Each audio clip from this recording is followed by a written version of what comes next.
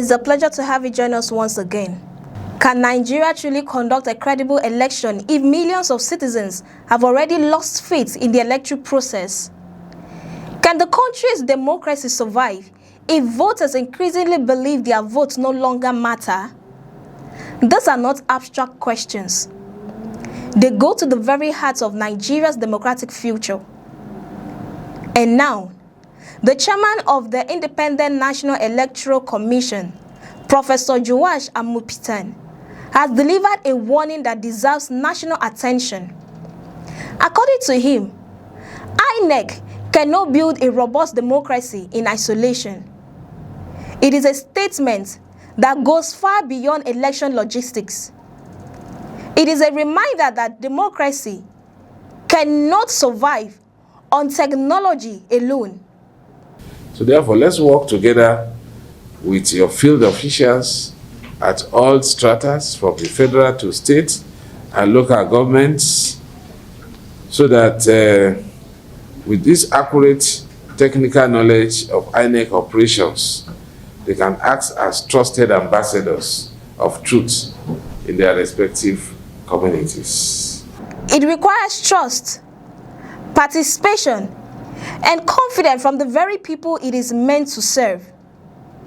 Speaking during a meeting with the Director General of the National Orientation Agency, Malam Lanre Issa, Professor Amupitan acknowledged that INEC has made significant investments in modern election technology, from the bimodal voter accreditation system known as BVAS to the INEC results viewing portal known as IREF.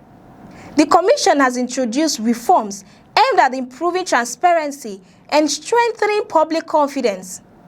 Yet, despite those advances, the chairman admitted that technology alone cannot save Nigeria's democracy if citizens remain disconnected, uninformed, or convinced that elections no longer make a difference. That admission is perhaps one of the most important observations made by any INEC chairman in recent years. For many years, public discussions about Nigerian elections have focused almost entirely on technology. Will BVAS work? Will results be uploaded on time? Will logistics fail? Will election materials arrive early? These questions are certainly important. But Professor Amupitan appears to be saying that Nigeria may have been asking the wrong question all along. What happens if the machines work perfectly, but millions of Nigerians simply choose not to vote? Can democracy function without the active participation of its citizens? According to the INEC chairman, one of the greatest threats facing Nigeria today is voter apathy.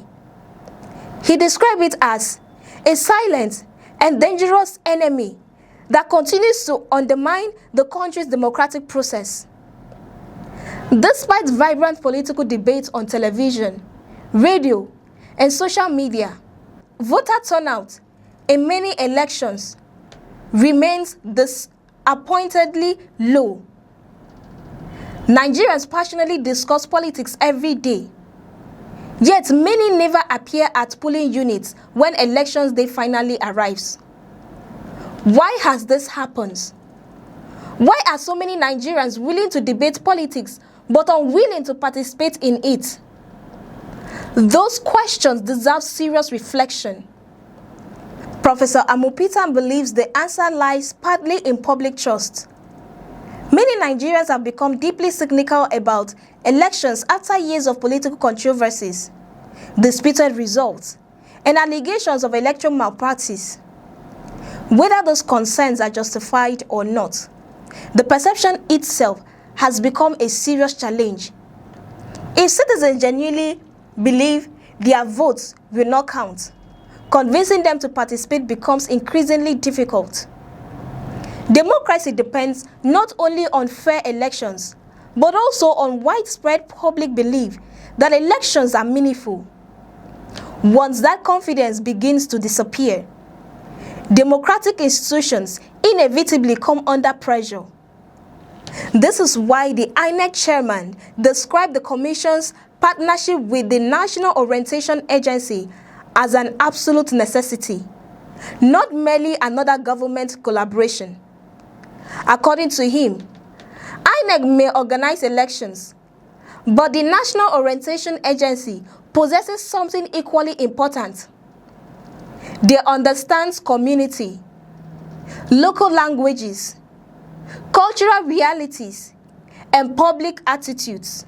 Civic education cannot simply involve announcing election dates or explaining how to vote. It must also rebuild confidence by helping Nigerians understand why their participation remains essential to the future of the country. Professor Amupitan also warned about another growing challenge facing modern democracies: the rapid spread of misinformation and disinformation. According to him, coordinated campaigns continue to convince ordinary Nigerians that voting no longer matters because election outcomes have already been predetermined. Whether those claims are true or false often becomes less important than the damage they cause. If enough people stop believing in democracy, does democracy begin to weaken even before an election takes place? This is perhaps one of the most difficult questions confronting election managers across the country today, not just in Nigeria. The chairman argued that both INEC and the National Orientation Agency must work together to reverse that trend. They must educate citizens about electoral safeguards, explain how modern technology protects voters, and reassure Nigerians that improvements continue to be made. According to him, civic education should become a continuous national exercise rather than something that happens only a few months before elections. Restoring confidence, he suggested, requires consistent engagement with citizens long before campaign season begins. Meanwhile, preparation for future elections are already underway. In Osun State, Resident Electoral Commissioner Mrs. Oluwatosin Babalola reaffirmed the Commission's commitment to conducting a free, fair, credible, transparent, and inclusive governorship election that genuinely reflects the will of the people. She explained that INEC is already identifying flashpoints, assessing difficult terrain, strengthening logistics, and coordinating closely with security agencies. These preparations demonstrate that credible elections depend on years of planning rather than last-minute arrangements. The commissioner also disclosed that Osun State currently has nearly 2 million registered voters, with continuous preparations taking place to ensure eligible citizens can participate effectively. Beyond statutory responsibilities, INEC says it is focusing on operational readiness, security coordination, and voter education as key pillars of election preparation. Every one of those efforts reflects an understanding that credibility is built long before polling day arrives. It is built through planning, transparency, and public confidence. Yet, perhaps the most important part of Professor Amopitan's message is that democracy cannot outsource to INEC alone. Nigerians often expect the Electoral Commission to solve every problem surrounding elections. But democracy involves far more than one institution. Political parties must conduct themselves responsibly. Security agencies must remain impartial. Courts must resolve disputes fairly. The media must report accurately. Civil society organizations must educate citizens. And above all, voters themselves must participate. Can any democracy succeed if one side performs its responsibility while everyone else abandoned theirs? There is another reality that cannot be ignored. Nigeria is heading towards one of its most significant elections in recent history. The political atmosphere is already becoming increasingly active. Campaigns will intensify. Political rhetoric will grow louder. Social media debates will become even more popularized. In that environment, trust will matter just as much as technology. Nigeria will not judge the 2027 election solely by how quickly results are uploaded or how efficiently voting materials arrive. They will judge it by whether they genuinely believe the process reflects the will of the people. Professor Amopita's remarks should therefore not be dismissed as routine official statements. They are a warning that democracy requires constant maintenance. It requires institutions that function effectively and citizens who remain actively engaged. If voter apathy continues to grow, if misinformation continues to spread unchecked, and if public confidence continues to decline, even the most advanced election technology may struggle to protect Nigeria's democratic future. The responsibility does not belong to INEC alone.